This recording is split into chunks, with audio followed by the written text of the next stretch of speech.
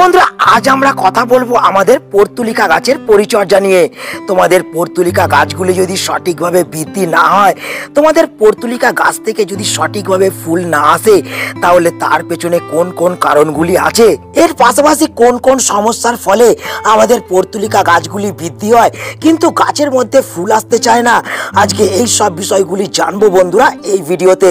এবং এর পাশাপাশি আমাদের পর্তুলিকা গাছের মধ্যে কোন ধরনের খাবারকে প্রয়োগ করলে আমরা অসংখ্য সংখ্যায় গাছ থেকে ফুল পেতে পারবো, আজকে এই সব তথ্যগুলিকে জানতে এবং বুঝতে হতে গেলে ভিডিওটা শুরু থেকে শেষ পর্যন্ত তোমাদের দেখতে হবে এবং অবশ্যই ভিডিও শুরুতে একটা লাইক করে দিতে হবে। যারা নতুন বন্ধু চ্যানেলে প্রথম, অবশ্যই কিন্তু কার্তিক হর্টিকালচারকে সাবস্ক্রাইব করে নেবে। তো বন্ধুরা এই সময় তোমরা যে প্রশ্নটা আমাকে সকলেই বারবার করছো যে তোমাদের পর্তুলিকা গাছগুলিকে প্রতিস্থাপন করার পর থেকে গাছগুলি সঠিকভাবে বৃদ্ধি হচ্ছে না, গাছের মধ্যে নতুন নতুন ডালপালা এবং পাতা আসতে লক্ষ্য করতে পারছো না। তো বন্ধুরা আমাদের পর্তুলিকা গাছ প্রতিস্থাপন করার পর বৃদ্ধি বিকাশ না হওয়ার পেছনে যে প্রধান কারণটা আছে সেটা হচ্ছে মাটি তৈরি।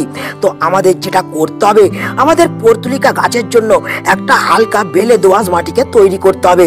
যে বেলে দোআঁশ মাটির মধ্যে গাছ প্রতিস্থাপন করলে গাছের শিকড় দ্রুত হারে বৃদ্ধি বিকাশ হবে এবং গাছ প্রচুর পরিমাণে ডালপালা এবং পাতা বৃদ্ধি করতে থাকবে। অনেকে আমরা যেটা করি, আমরা এঁটেল মাটির মধ্যে কিন্তু পর্তুলিকা গাছকে প্রতিস্থাপন করে দিই, কিন্তু বন্ধুরা এক্ষেত্রে যদি আমরা 40% মাটি এবং 40% বালি এবং 20% ভার্মি কম্পোস্ট মিশিয়ে আমরা যদি একটা সুন্দর মাটিকে তৈরি করতে পারি, তাহলে আমাদের পর্তুলিকা গাছগুলি কিন্তু দ্রুত হারে বৃদ্ধি হবে এবং গাছ থেকে আমরা কিন্তু এই রকম অসংখ্য সংখ্যায় কুড়ি এবং ফুলকে পেতে পারবো। তো বন্ধুরা এই কাজটা যদি তোমরা শুরুতেই করতে পারো, তাহলে তোমাদের প্রত্যেকটা পর্তুলিকা গাছ যেমন প্রচুর পরিমাণে বৃদ্ধি বিকাশ হবে, তেমন গাছ থেকে অসংখ্য সংখ্যায় কুড়ি এবং তোমরা ফুলকেও পেতে পারবে। তো বন্ধুরা এই তো ছিল আমাদের প্রথম একটা টিপস। এরপর চলো আমরা দেখে নিই আমাদের 2 নম্বর কোন কাজটা পর্তুলিকা গাছের মধ্যে করতে হবে। বন্ধুরা তোমরা অনেকেই বলো যে তোমাদের পর্তুলিকা গাছগুলি প্রচুর পরিমাণে ঝাঁকড়া হচ্ছে, গাছের মধ্যে প্রচুর পরিমাণে ডালপালা বৃদ্ধি হচ্ছে, কিন্তু গাছগুলি সঠিকভাবে ফুল দিচ্ছে না। তো এই সমস্যাটি হওয়ার পেছনে বেশ কয়েকটি কারণ আছে। তো সেই কারণগুলির মধ্যে প্রথম যে কারণটি হলো সেটা হলো গাছের মধ্যে সঠিকভাবে রোদ না পাওয়া। তো বন্ধুরা আমরা সকলে জানি আমাদের পর্তুলিকা গাছ একটি সাকুলেন্ট প্রজাতির গাছ এবং এই পর্তুলিকা এমন একটি সাকুলেন্ট প্রজাতির গাছ যে গাছ কিন্তু প্রচুর পরিমাণে রোদকে পছন্দ করে। আমরা যদি সারা দিনের রোদযুক্ত স্থানের মধ্যে আমরা এই পর্তুলিকা গাছকে রাখতে পারি, তাহলেই কিন্তু আমাদের পর্তুলিকা গাছ যেমন প্রচুর পরিমাণে ডালপালা বৃদ্ধি করবে, তেমন প্রচুর পরিমাণে গাছ থেকে আমরা ফুলকে পেতে পারবো এবং গাছের ডালে ডালে অসংখ্য সংখ্যায় আমরা কিন্তু কুড়িকে আনতে পারবো। তো বন্ধুরা এর পাশাপাশি যে 2 নম্বর কারণটার জন্য আমাদের গাছের মধ্যে ফুল আসতে চায় না, সেটা হলো সবসময় মাটি ভিজে স্যাঁতস্যাঁতে হয়ে থাকা। আমাদের পর্তুলিকা গাছ কিন্তু অতিরিক্ত পরিমাণে জলকে কখনোই পছন্দ করে না। আমরা যখনই পর্তুলিকা গাছের মাটিতে অতিরিক্ত পরিমাণে জলকে প্রয়োগ করতে থাকবো, কিংবা পর্তুলিকা গাছের মাটি যদি সবসময় ভিজে চপচপে থাকে, তার ফলেও কিন্তু গাছের মধ্যে সঠিকভাবে কিন্তু ফুল আসতে চায় না। গাছের ডালপালা এবং পাতা পচে যেতে শুরু করে এবং তার ফলে ধীরে ধীরে গাছগুলি মারা যেতে শুরু করে। তো এক্ষেত্রে আমাদের যেটা করতে হবে, আমাদের পর্তুলিকা গাছের মাটি যখন শুকিয়ে যাবে, তারপরেই কিন্তু আমাদের গাছের মাটির মধ্যে জলকে প্রয়োগ করতে হবে।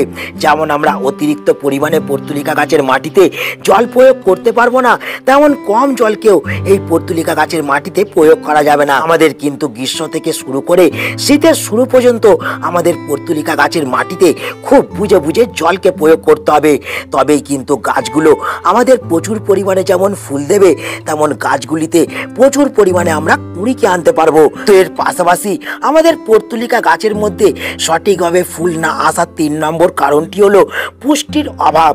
আমি আগেই বললাম যে গাছের মাটিতে যদি আমরা অতিরিক্ত পরিমাণে জলকে প্রয়োগ করি, তাহলেই কিন্তু গাছের বৃদ্ধি বিকাশ যেমন থমকে যাবে, তেমন গাছের ফুল আসাও কিন্তু বন্ধ হয়ে যাবে।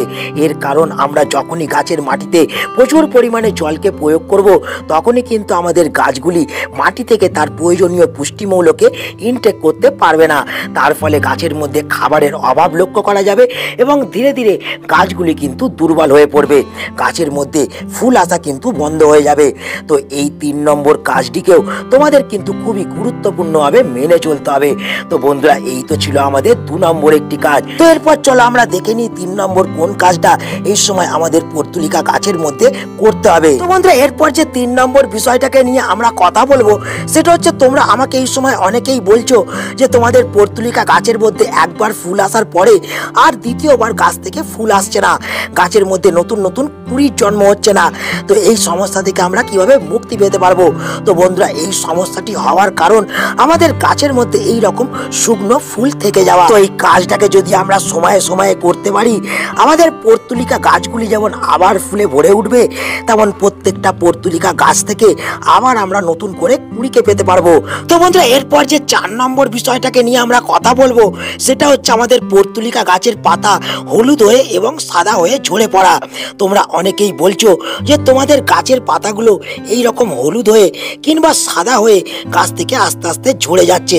তো বন্ধুরা, এক্ষেত্রে এই সমস্যা থেকে মুক্তি পেতে হলে তোমাদের যেটা করতে হবে, তোমাদের পর্তুলিকা গাছের মাটিতে বুঝে বুঝে কিন্তু জলকে প্রয়োগ করতে হবে। কারণ আমি প্রথমেই বললাম, পর্তুলিকা গাছ কিন্তু অতিরিক্ত পরিমাণে জলকে একেবারেই পছন্দ করে না। যখনই আমরা পর্তুলিকা গাছের মাটিতে অতিরিক্ত পরিমাণে জলকে প্রয়োগ করব, তখনই কিন্তু পর্তুলিকা গাছ মাটি থেকে আয়রন এবং ম্যাগনেসিয়ামকে ইনটেক করতে পারবে না। তার ফলে গাছের পাতা হলুদ এবং সাদা বর্ণের হয়ে যাবে এবং গাছ থেকে ঝরে গিয়ে গাছের ডালপালাগুলো ন্যাড়া হয়ে যেতে শুরু হবে এবং ম্যাগনেসিয়াম এবং আয়রনের অভাবের ফলে গাছের মধ্যে কিন্তু ফুল এবং কুড়ি কোনোটাই আসবে না।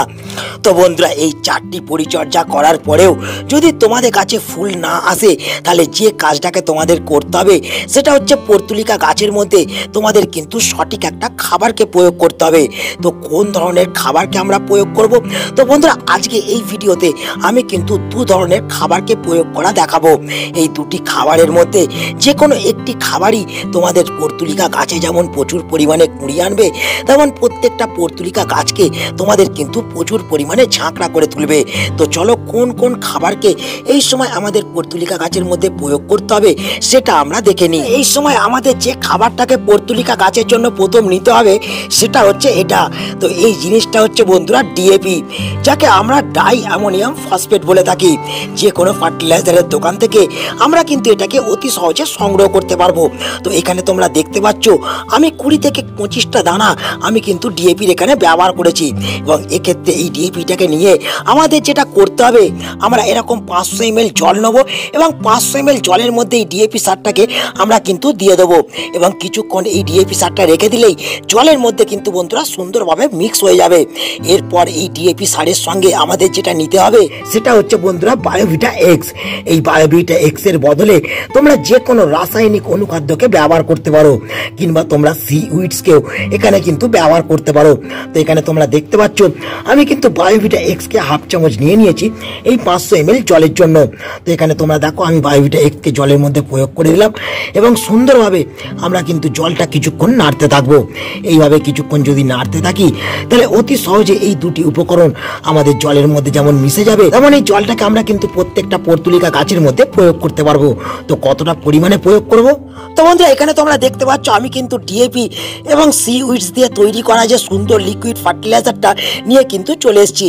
এরপর আমাদের যেটা করতে হবে, আমাদের কিন্তু প্রত্যেকটা টবের মধ্যে এই জলটাকে কিন্তু 250 ml করে প্রয়োগ করে দিতে হবে। তো আমরা যদি প্রত্যেক 15 দিন অন্তর অন্তর এই তরল সারটা আমাদের প্রত্যেকটা পর্তুলিকা গাছের টবের মধ্যে প্রয়োগ করতে পারি, তাহলে প্রত্যেকটা দিন আমরা কিন্তু পর্তুলিকা গাছ থেকে অসংখ্য সংখ্যায় ফুল পেতে পারবো এবং প্রচুর পরিমাণে গাছগুলো আমাদের বৃদ্ধি বিকাশ হবে। তো বন্ধুরা, এই তো ছিল প্রথম একটি খাবার। তো চলো এবার আমরা দেখে নিই আমাদের বাড়ির মধ্যে পর্তুলিকা গাছের জন্য বিনামূল্যে একটা খাবারকে কিভাবে তৈরি করতে পারবো। তো বন্ধুরা, এরপর যে 2 নম্বর খাবারটাকে নিয়ে আমি চলে এসেছি, দেখতে পাচ্ছ এই খাবারটা কিন্তু বাড়ির মধ্যে আমরা বিনামূল্যে কিন্তু তৈরি করতে পারবো। এখানে তোমরা দেখতে পাচ্ছ আমি 1 লিটার জলের মধ্যে 4 থেকে 5টা বড় বড় পেঁয়াজের খোসাকে 24 ঘন্টা কিন্তু ভিজিয়ে রেখেছি। এই পেঁয়াজের খোসার মধ্যে যেমন প্রচুর পরিমাণে পটাশিয়াম আছে, তেমন আয়রন, ম্যাগনেসিয়াম এবং প্রচুর পরিমাণে কিন্তু নাইট্রোজেন আছে, যা আমাদের গাছকে দ্রুত বৃদ্ধি বিকাশ করতে, গাছের পাতাকে সবুজ চকচকে রাখতে এবং প্রচুর পরিমাণে গাছে ফুল আনতে সাহায্য করবে। তো তোমাদেরও কিন্তু 1 লিটার জলে 4 থেকে 5টা পেঁয়াজের খোসাকে 24 ঘন্টা ভিজিয়ে রাখতে হবে এবং 24 ঘন্টা পর যেটা তোমরা করবে, এই পেঁয়াজের খোসাগুলো তোমরা কিন্তু ছেঁকে অন্য একটা পাত্রের মধ্যে তুলে নেবে। তোমরা দেখতে পাচ্ছ আমি কিন্তু এই পাত্রটার মধ্যে এই পেঁয়াজের খোসাগুলোকে তুলে নিয়ে পরিষ্কার করে নিচ্ছি। এক্ষেত্রে কিন্তু তোমাদের পেঁয়াজের খোসা ভেজানো যে জলটা, সেই জলটাকে কিন্তু ইউজ করতে হবে এবং এর সঙ্গে সঙ্গে আমাদের যেটা লাগবে সেটা হলো কফি, যা আমরা প্রত্যেকটা দিন বাড়িতে খেয়ে থাকি এবং এই জিনিসটা আমরা গাছের পরিচর্যার ক্ষেত্রেও ব্যবহার করে থাকি। আমাদের যেটা করতে হবে, এই 1 লিটার জলের মধ্যে হাফ চামচ কফিকে মিশিয়ে আমাদের কিন্তু সুন্দরভাবে এই খাবারটাকে তৈরি করে নিতে হবে। এই কফির মধ্যে আয়রন এবং ম্যাগনেসিয়াম আছে এবং প্রচুর পরিমাণে পটাশিয়াম আছে এবং তার সঙ্গে সঙ্গে এই কফি আমাদের পর্তুলিকা গাছের মাটিকে অ্যাসিডিকও করে তুলবে। তাই আমাদের এই জিনিসটা যদি ব্যবহার করি আমাদের পর্তুলিকা গাছে, মাত্র 7 দিনের ভেতরে গাছে প্রচুর পরিমাণে ফুল আসতেও আমরা লক্ষ্য করতে পারবো। তো কতটা পরিমাণে এই জিনিসটাকে আমাদের প্রয়োগ করতে হবে?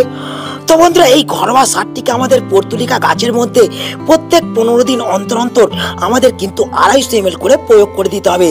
আমরা যদি এই সারটিকে আমাদের পর্তুলিকা গাছের মধ্যে প্রয়োগ করতে পারি, আমাদের পর্তুলিকা গাছের মধ্যে মাত্র 7 দিনের ভেতর প্রচুর পরিমাণে আমরা ফুলকে আসতে লক্ষ্য করতে পারবো। তো বন্ধুরা, এই কয়েকটি কাজকে যদি আমরা এই বর্ষার শুরু থেকে বর্ষার শেষ পর্যন্ত সময় করতে পারি, তবেই কিন্তু আমরা আমাদের পর্তুলিকা গাছকে সুস্থ রাখতে পারবো, গাছ থেকে অসংখ্য সংখ্যায় ফুল পেতে পারবো। তো বন্ধুরা, আজকে এই ছোট্ট ভিডিওটা এখানেই আমি শেষ করছি। আশা করি তোমরা সকলেই বুঝতে পেরেছো তোমাদের এই সময় পর্তুলিকা গাছের মধ্যে কোন কোন পরিচর্যাকে করতে হবে। তো বন্ধুরা, ভিডিওটা যদি তোমাদের ভালো লাগে তাহলে অবশ্যই ভিডিওটাকে একটা লাইক করে দেবে, তোমাদের বন্ধুদের কাছে শেয়ার করে দেবে। যারা নতুন বন্ধু, চ্যানেলে প্রথম, অবশ্যই কিন্তু কার্তিক হর্টিকালচারকে সাবস্ক্রাইব করে রাখবে। তো বন্ধুরা, দেখা হচ্ছে আবার একটা নতুন ভিডিওতে। সকলে ভালো থেকো, নমস্কার।